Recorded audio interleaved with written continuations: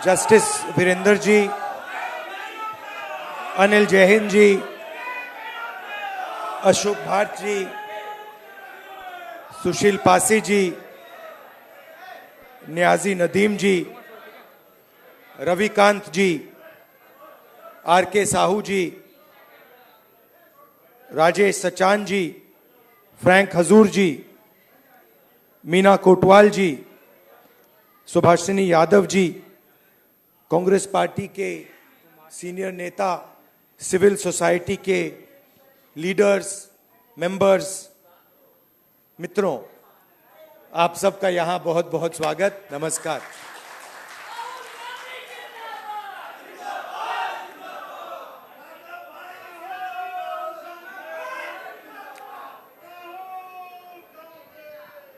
कुछ दिन पहले, सबसे पहले आपका बहुत बहुत धन्यवाद कि आप सब यहां डिस्कशन के लिए आए, मेरी बात सुनने आए। इसके लिए आपको पहले ही मैं धन्यवाद करना चाहता हूं।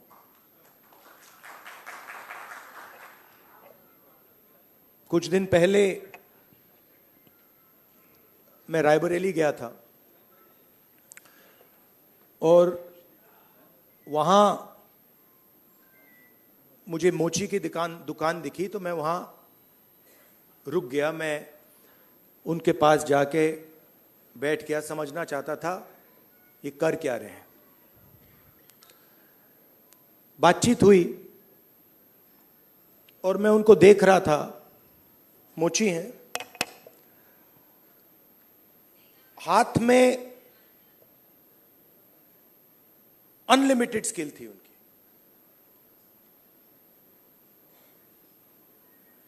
मतलब 30-40 साल का एक्सपीरियंस था। मैंने वो जूता लिया, मैंने बनाने की कोशिश की, वो मतलब सवाल ही नहीं उठता। मतलब मुझे 1-2 साल लग जाएंगे मतलब शुरू करने में। बातचीत हुई, मैंने पूछा क्या हो रहा है, कैसे चल रहा है। उन्होंने कहा ये जो मेरा बेटा है ये पहले मेरे साथ काम करता था, अब नहीं करता है, ये भाग गया, चला गया। तो मैंने कहा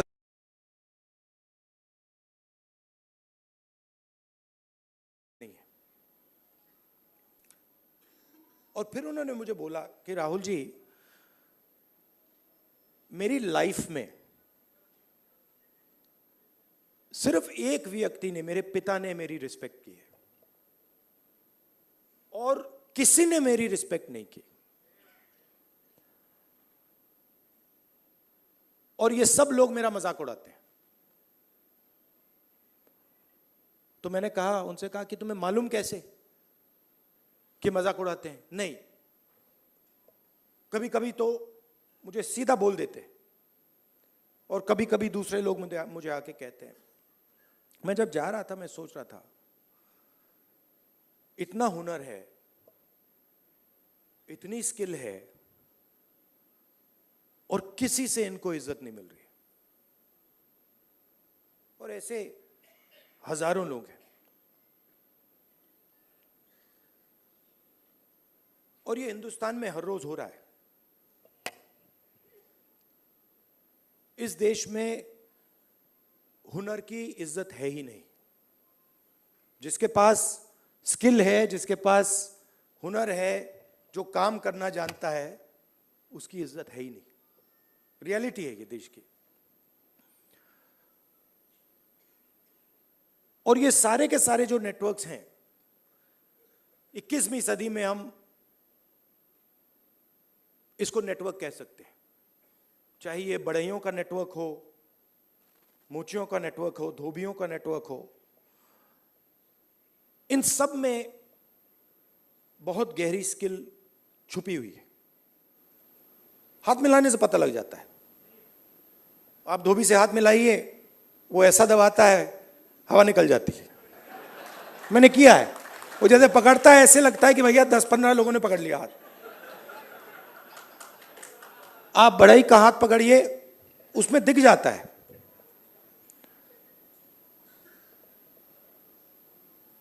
और फिर मैंने मोची भाई से बात की और मैं जो सिस्टम में काम करते हैं उनसे भी बात करता हूं, तो मुझे अंदर से दिखता है, बाहर से भी दिखता है। तो फिर जब मैं उनके साथ बैठा था, मुझे एक बात याद आई। यूपीए की सरकार थी और स्किल डेवलपमेंट मिशन यूपीए के सरकार ने शुरू किया। मतलब उसमें एक नए व्यक्ति को चीफ बनाया और उन्होंने मुझसे टाइम मांगा, तो मैंने कहा मिल लेता हूं। तो आए, टाटा कंपनी के लिए काम करते थे। आए, बैठे और उन्होंने मुझे, इंजीनियर थे शायद, उन्होंने मुझे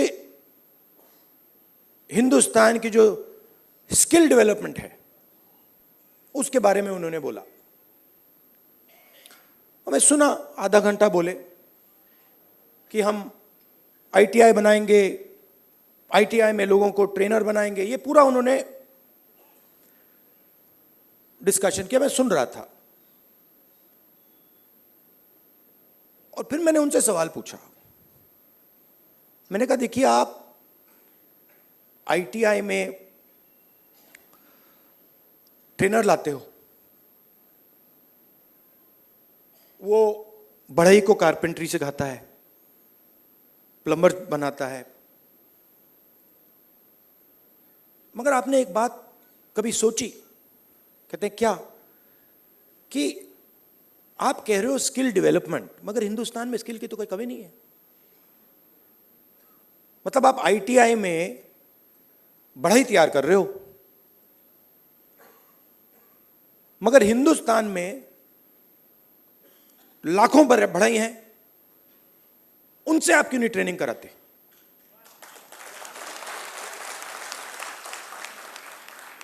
तो ये थोड़ा चौंक गए। मतलब मैंने कहा मतलब बता देता हूं।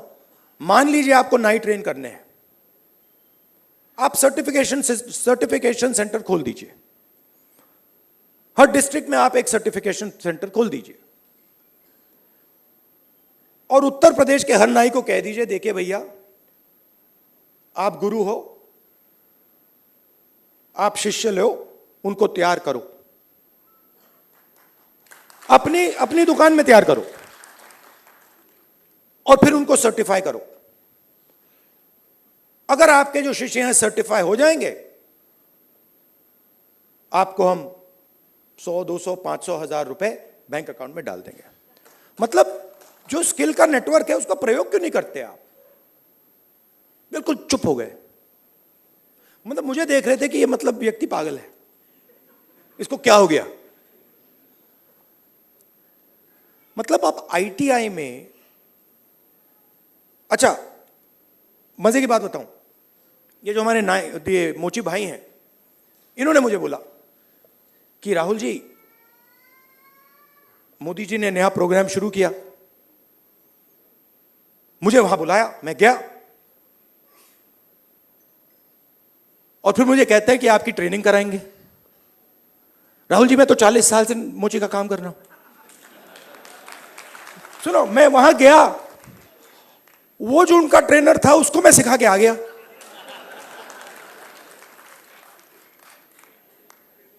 तो बात क्या है,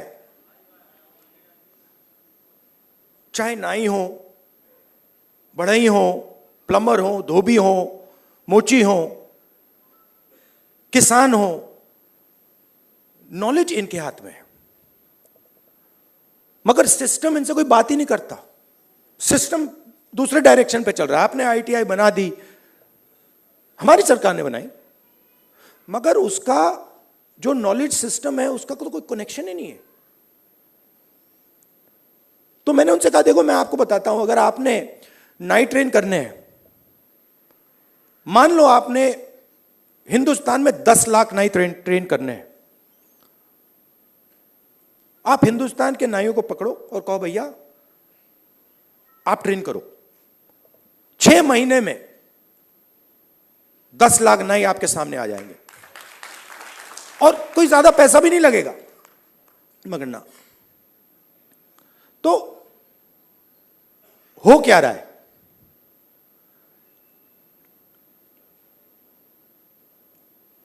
गाड़ी का इंजन होता है ना, उसमें सिलेंडर होते हैं। मोटरसाइकिल में कभी 1 सिलेंडर होता है, 2 सिलेंडर की होती है, ट्रक 8 सिलेंडर की, 10 सिलेंडर की होती है। हिंदुस्तान में मान लो हिंदुस्तान के इंजन में 10 सिलेंडर है, काम सिर्फ 1 सिलेंडर कर रहा है। मतलब 90% लोग बाहर बैठे हुए हैं और देख रहे हैं, और उनकी सिस्टम में कोई भागीदारी नहीं।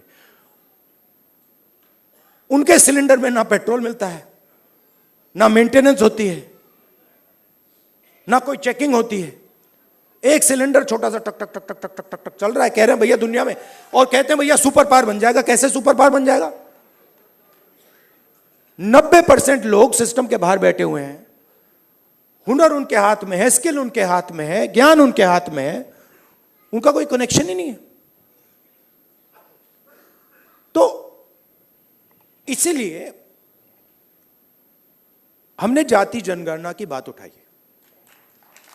और थोड़ा कंफ्यूजन है।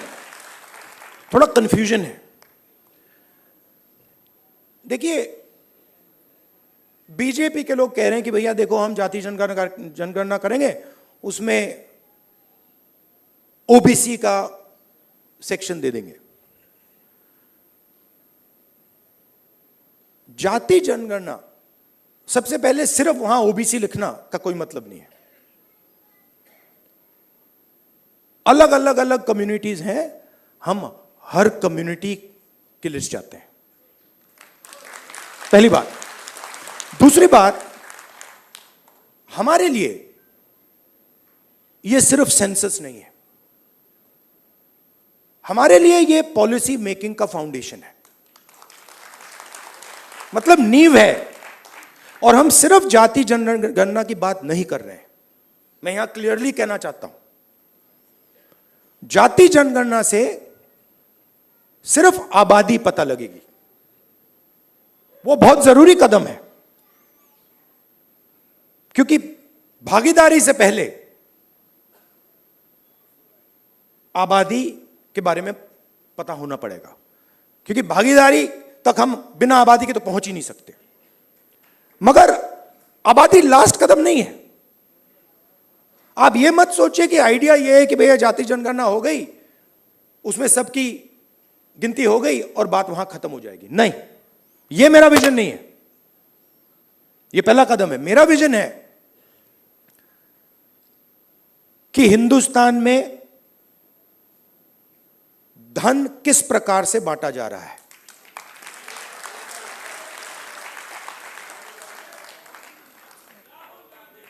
ओबीसी के हाथ में कितना है, दलितों के हाथ में कितना है, मजदूरों के हाथ में कितना है, पहली बात। दूसरी बात, हिंदुस्तान के जो इंस्टीट्यूशंस हैं, ब्यूरोक्रेसी हो, जुडिशरी हो, मीडिया हो, इसमें इन लोगों की कितनी भागीदारी है। मतलब हम यह समझना चाहते हैं कि कॉन्स्टिट्यूशन ने कहा था कि एक व्यक्ति को 1 वोट मिलेगा,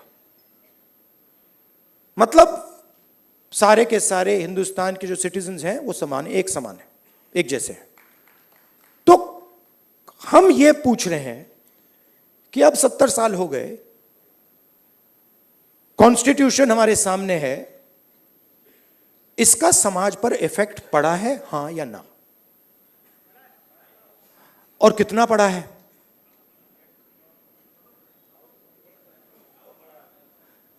पड़ा है। मगर अगर मैं कॉर्पोरेट इंडिया को देखूं और लिस्ट निकालूं और हिंदुस्तान के 500 सबसे बड़े उद्योगपतियों की लिस्ट निकालूं, मैंने निकाला है, उसमें आपको एक भी दलित, एक भी आदिवासी, एक भी पिछड़े वर्ग का व्यक्ति नहीं मिलेगा। और सिर्फ कॉर्पोरेट इंडिया की बात नहीं कर रहा हूं, आप जुडिशरी देख लीजिए, कॉर्पोरेट इंडिया देख लीजिए, मीडिया देख लीजिए। आप मुझे बता दो, नेशनल मीडिया में दलित एंकर का नाम बता दो मुझे, आदिवासी एंकर का नाम बता दो, ओबीसी एंकर का नाम बता दो, कौन है बता दो। तो नैरेटिव बनाते हैं ना। आप देखिए, हिंदुस्तान में 50% आपने कहा कि आधी आबादी ओबीसी है, उसमें आप 15% दलित जोड़ दीजिए, 8% आदिवासी जोड़ दीजिए। माइनॉरिटीज की बात मैंने अभी की भी नहीं, 73 आता है। 73% दलित, आदिवासी, ओबीसी। कॉर्पोरेट इंडिया में 0, मीडिया में 0। आप हो ही नहीं। तो अब हम अगर पॉलिसी बनाएंगे और हिंदुस्तान की जो सच्चाई, जो रियलिटी है, उसकी बेसिस पे हम पॉलिसी नहीं बनाएंगे तो उसका क्या मतलब है?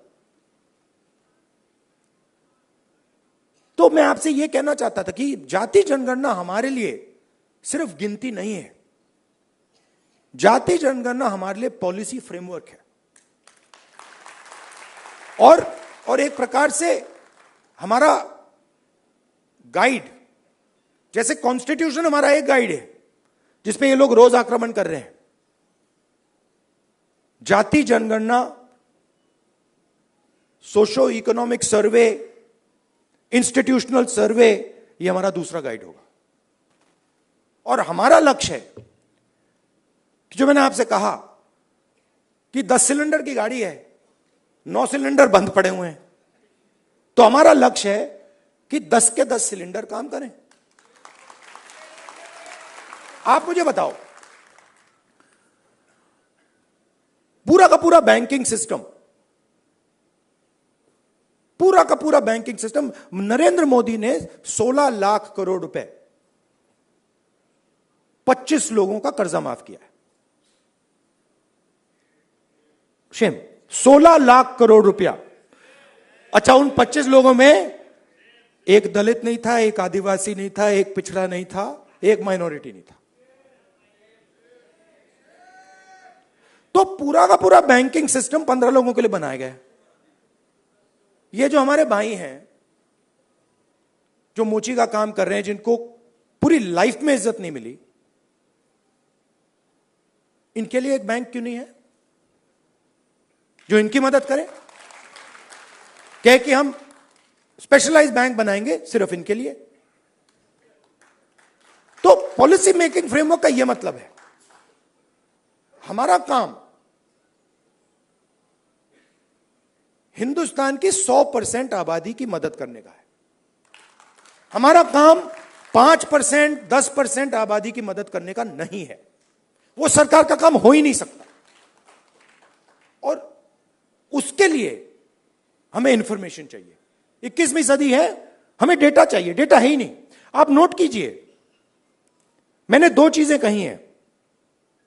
मैंने कहा है कि जाति जनगणना, social economic state census, institutional census हम कराएंगे, और 50% का जो बैरियर है, जिसको हम एक्सेप्ट नहीं करते हैं, फ्रैंकली बोलूं तो इसको हम उड़ा के फेंक देंगे। ये 2 चीजें मैंने कही हैं। और मगर उसके बाद मैंने आज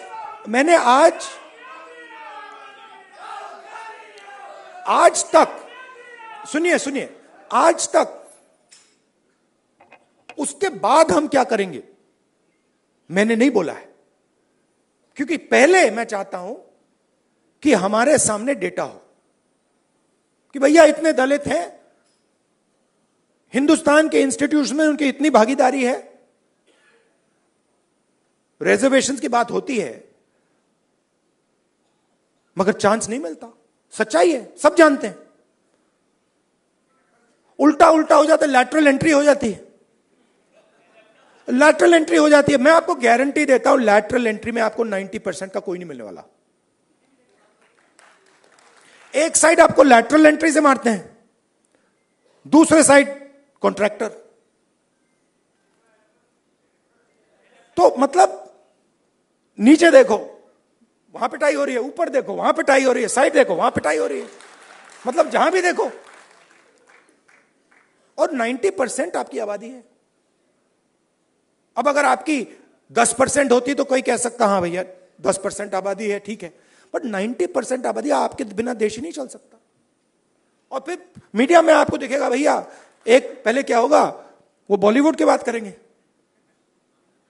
वहां पे डांस गाना दिखेगा, उसमें भी आपको कोई 90% का नहीं मिलने वाला, कोई नहीं मिलेगा। मैंने चेक किया भाई, मैंने लिस्ट निकाली है। मैंने कहा भैया मिस इंडिया की लिस्ट निकाली मैंने कहा देखता हूं। मैं कहता हूं देखो यार, अच्छा अब कहते हैं मिस इंडिया की लिस्ट निकाली मैंने। सुनो सुनो, मैंने मिस इंडिया की लिस्ट निकाली, कहा ठीक है देखते हैं। मतलब माइनॉरिटी भी 90% में आती है मैडम, आप भी शामिल हैं। और आपको और शायद जो आपके साथ हो रहा है वो सबसे ज्यादा खराब है। मतलब आप पर तो डायरेक्ट आक्रमण हो रहा है, राइट। मगर आप भी 90% में हैं। तो मैंने लिस्ट निकाली मिस इंडिया की, मैंने कहा भैया इसमें तो होगा, मतलब एक दलित महिला तो होगी, एक आदिवासी महिला तो होगी ना दलित है, ना आदिवासी, ना ओबीसी, कोई नहीं। तो डांस गाना चलेगा वहां पे, कोई क्रिकेट की बात करेगा, कोई बॉलीवुड की बात होगी,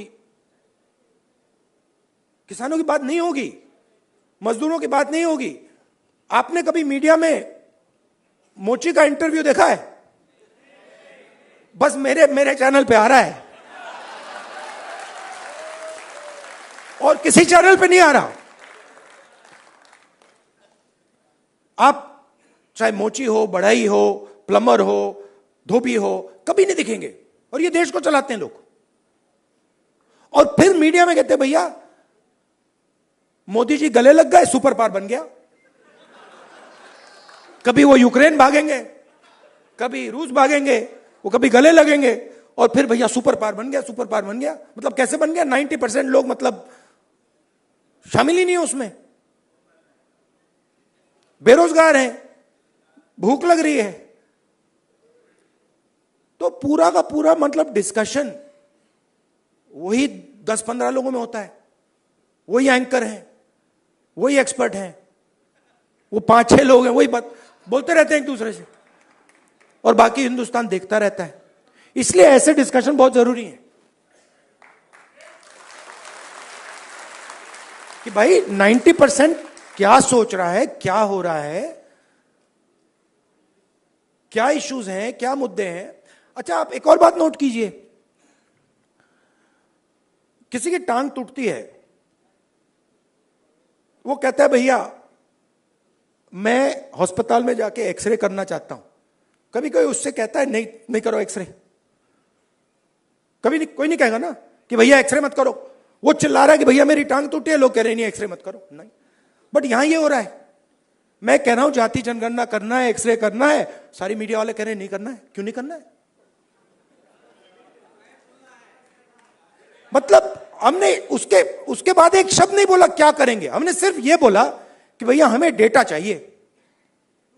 दलित कितने हैं, आदिवासी कितने हैं, माइनॉरिटीज कितने हैं, जनरल कास्ट के लोग कितने हैं, गरीब जनरल कास्ट के लोग कितने हैं, और कौन सी संस्थाओं में बैठे हैं, बिजनेस में कितने हैं, बॉलीवुड में कितने हैं, मिस इंडिया में कितने हैं। बस हम पता लगाना चाह रहे हैं। सारे के सारे मीडिया वाले, मोदी जी कहते हैं नहीं भैया पता नहीं लगाओ, देश को बांट रहे हो। भाई 90% की हम बात कर रहे हैं, आप कह रहे हो देश को बांट रहे हैं। कैसे देश को बांट रहे हैं? मतलब हम सिर्फ ये कह रहे हैं कि भैया 90% लोगों के पास भागीदारी है, हां या ना चेक करो। कहते नहीं देश को बांट रहे हो। तो जो भी संस्थाएं हैं, इलेक्शन कमीशन हो, मीडिया हो, फ्री मीडिया हो, जुडिशरी हो, ये सारी की सारी संस्थाएं कहां से आई? ये इधर से आई। आप इसको मिटा दो तो हिंदुस्तान में एक संस्था नहीं बचेगी। कोई इलेक्शन कमीशन नहीं बचेगा, कोई रिजर्वेशन नहीं बचेगा। जो आपने कहा कि कॉन्स्टिट्यूशन से फायदा मिला, वो 5-10 साल में सब खत्म हो जाएगा। तो जाति जनगणना जो है वो इसको मजबूत करने का काम है। ये आप समझिए, कॉन्स्टिट्यूशन की रक्षा हम कर रहे हैं जाति जनगणना के थ्रू। क्यों?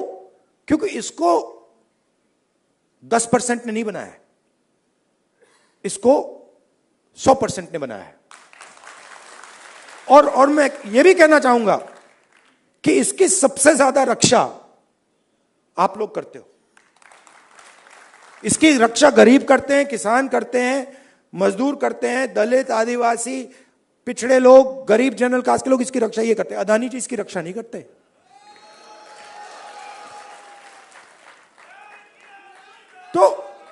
तो जाति जनगणना जो है, जिसको कास्ट सेंसस कहते हैं, इंस्टीट्यूशनल सर्वे जो हम करवाना चाह रहे हैं, इकोनॉमिक सोशल सर्वे जो हम कराना चाह रहे हैं, वो सब इसकी रक्षा है। क्योंकि मुझे लगता है कि अगर हमने 90% को भागीदारी नहीं दी और 90% को हमने हिंदुस्तान के स्ट्रक्चर में शामिल नहीं किया, तो यह नहीं बचेगा। तो इसीलिए यह पैरेलल ट्रैक है। मुझसे किसी ने पूछा, आप संविधान की बात कर रहे हो और आप जाति जनगणना की बात कर रहे हो और आप रिजर्वेशन को 50% से बढ़ाने की बात कर रहे हो। मैंने कहा ये तीनों एक ही चीज है।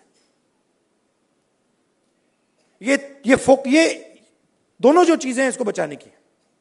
क्योंकि अगर हम देश में 90% लोगों को भागीदारी नहीं देंगे तो ये नहीं बचने वाला। और हमारा लक्ष्य इसको बचाने का है। ये हिंदुस्तान के गरीब लोगों का प्रोटेक्शन है, किसानों का, मजदूरों का ये प्रोटेक्शन है। इसके बिना जैसे पहले होता था राजा महाराजा के टाइम में, जो मूड में आता था कर देते थे। वो मोदी जी मॉडल चलाने की कोशिश कर रहे हैं, महाराजा वाला, वो शहंशाह वाला मॉडल। हमने मोदी जी को ये करवा दिया।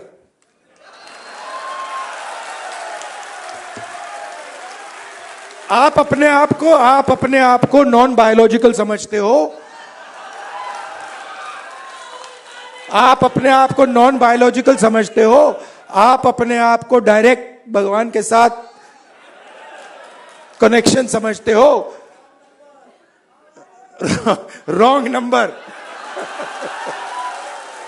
Wrong number. चुनाव के एकदम बाद ये मैंने कहा, देखो हिंदुस्तान के किसानों ने, मजदूरों ने सिर झुकवा के कॉन्स्टिट्यूशन से मत्था लगवा दिया। और ये काम हम नहीं कर रहे हैं। आप मत सोचिए कि राहुल गांधी और ये सब लोग ये काम कर रहे हैं। नहीं, ये हिंदुस्तान के अंदर से आवाज आ रही है। हम उस आवाज को सुन रहे हैं बस। और ये जो स्ट्रेंथ है, जो शक्ति है, ये हिंदुस्तान के अंदर से आ रही है, हिंदुस्तान के गरीब लोगों से आ रही है, और इसको कोई रोक नहीं सकता। अब अगर कोई सोचे, मैं आपको बता देता हूं, पॉलिटिकल बात बता देता हूं, आप लिख लो। अगर कोई सोचे कि जाति जनगणना को रोका जा सकता है या 50% बैरियर को रोका जा सकता है, मैं आपको बता रहा हूं वो सपने देख रहा है। ये होगा ही होगा, इसको रोका नहीं जा सकता है। ना जाति जनगणना रोकेगा, ना सोशो इकोनॉमिक सर्वे रोकेगा, ना इंस्टीट्यूशनल सर्वे रुकेगा, ना 50% का बैरियर रहेगा। ये तीन सारे के सारे उड़ेंगे, क्योंकि हिंदुस्तान की जनता ने ये मन बना लिया है। ऑर्डर आ गया है, जनता से ऑर्डर आ गया है। अब आपको प्रधानमंत्री जी को यह बात एक्सेप्ट कर देनी चाहिए और ऑर्डर लागू कर देना चाहिए, और अगर नहीं करेंगे तो फिर दूसरे प्रधानमंत्री करेंगे।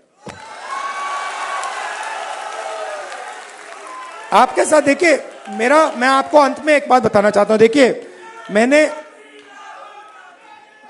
मैंने अब 2004 से मैं पॉलिटिक्स कर रहा हूं, ठीक है, और एक प्रकार से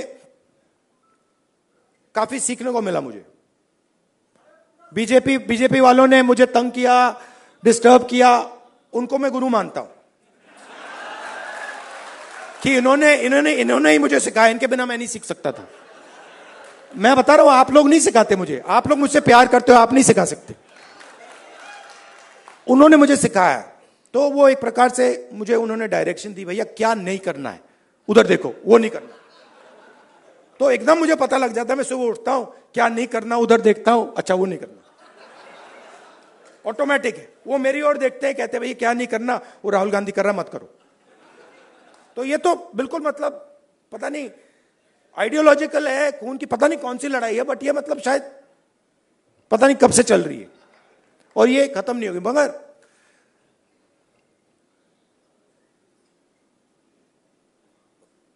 हर राजनेता के लाइफ में,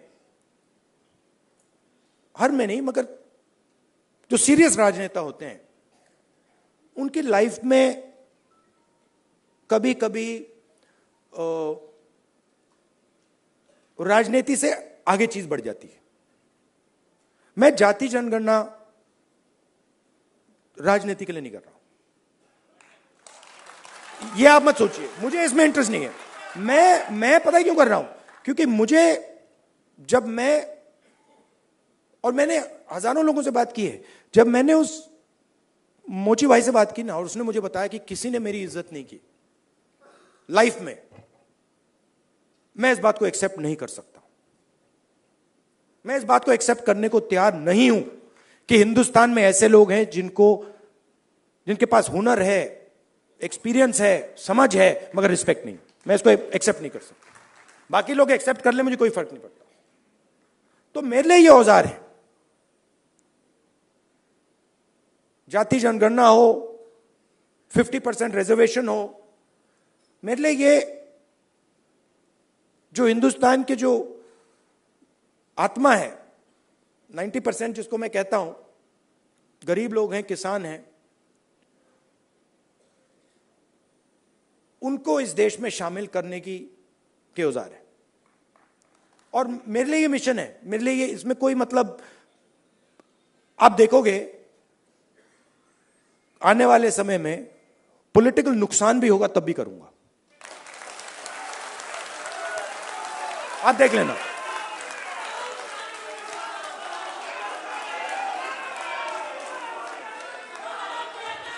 तो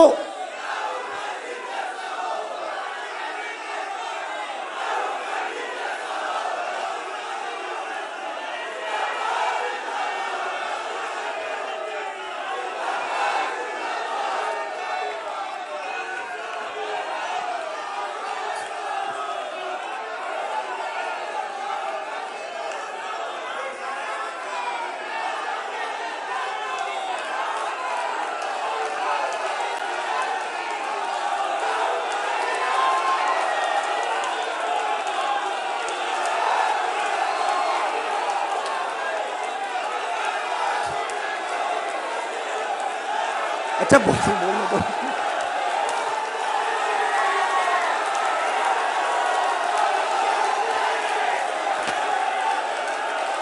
क्या बोलने तो दीजिए।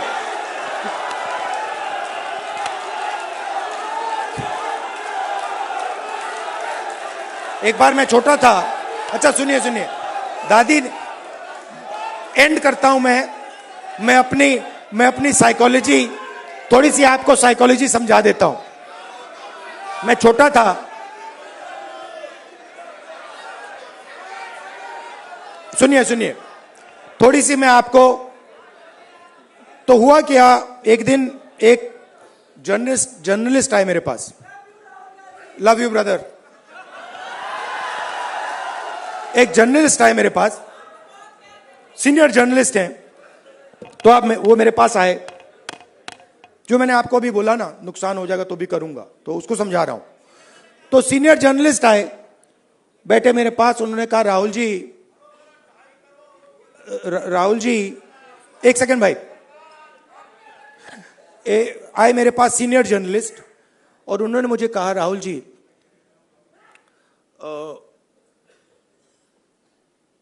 मैं, पाकिस्तान के नेता थे, पता नहीं मुशर्रफ थे या नवाज शरीफ थे, मैं उनको बहुत अच्छी तरह जानता हूं, उन्होंने मुझे कहा।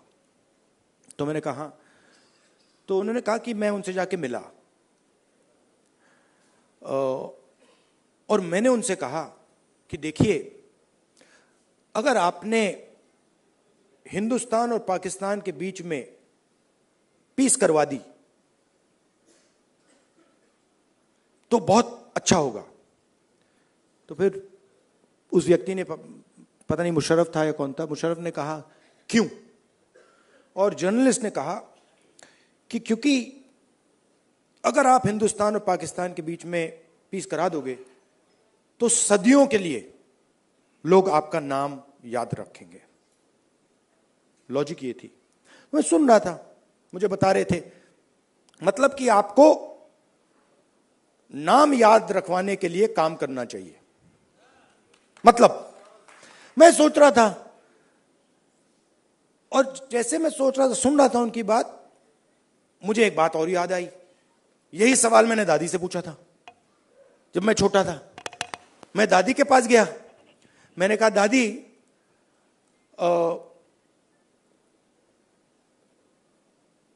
जब आप मरेंगी, मरने के बाद आपको लोग कैसे याद करना चाहिए, लोगों को आप कैसे याद करना चाहिए? दादी का जवाब पता है क्या था? मैंने कहा आप क्या चाहती हैं कि लोग आपको कैसे याद करें? हाँ, नहीं, उनका जवाब था मैं चाहती हूं कि याद ही ना करें। मतलब क्लैरिटी थी, मैं काम याद करवाने के लिए नहीं करता हूं, मैं काम करने के लिए करता हूं। मुझे याद शायद का कुछ नहीं लेना देना। वो ये जो याद वाला है वो नरेंद्र मोदी जी का काम है। तो मुझे, मेरी थिंकिंग है कि हिंदुस्तान के 90% की जो शक्ति है वो हिंदुस्तान को बनाने में लगे। पूरा इंजन स्टार्ट हो, 10 के 10 सिलेंडर चलें और लोगों को मजा आए कि भैया हिंदुस्तान है, इसमें भागीदारी है, इसमें रिस्पेक्ट है, इसमें आदर है, और हम सब मिलकर इस देश को आगे ले जा रहे हैं। धन्यवाद, नमस्कार।